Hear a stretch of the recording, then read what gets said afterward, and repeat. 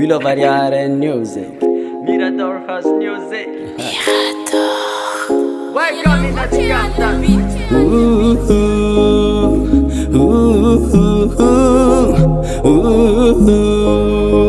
See your house.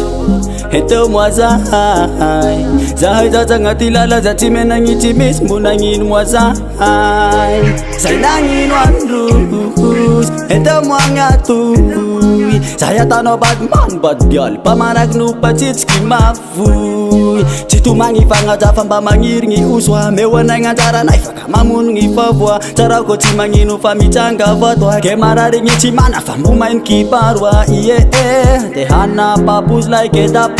Te aina fita feminado Te yala mi fenga comando But te wandarang like a Django Te ana papus like a dapo Te aina fita feminado Te yala mi fenga comando But te wandarang like a Django fe Mutita fiuba ho Tita fiuba ho Mutita fiuba ho Tita fiuba ho Mutita fiuba ho Tita fiuba ho Mutita fiuba ho Mama mama mama mama mama go Chupuranwa ho Dau tipazuranwa ho Oh nana mama mama mama mama mama go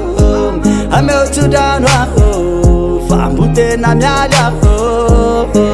Matyak bacha now ze chidya now Matyak bacha now ze ala now Matyak bacha now ze chidya now Matyak wangu me afadya now Matyak bacha now ze chidya now Matyak bacha now ze ala now Matyak bacha now ze chidya now Matyak kuita maswa afadya now Fatita fiuba Chimyam tanganulo kung changa falelahi Changeng kifale meak haratiak chimangahi Mangentando tumangaw lasamil kifangahi Chimyun kamtana falumbel kamanahi Mahay no ngengi fenga vatara no tisidika Mahay no vanga nduju vatakuno no sihita Mahay no vanga tui familia miali vumihina Fahita nenga na ufa maswandu mitanila Fahay no tita fivo vuma ngeta no tumangi Fahay no tita fivo vuma ita nuzambani Fahay no tita fivo zai kurola mbumusari Mama za fatita fivo maereza katumangi Mijilo vangu wava fembu miali kingi mali Tivya no mera teko zuku bembila mamali Zauchi manga dala na wana msara sisi ani Mangarara usulota na detis pangangani Heke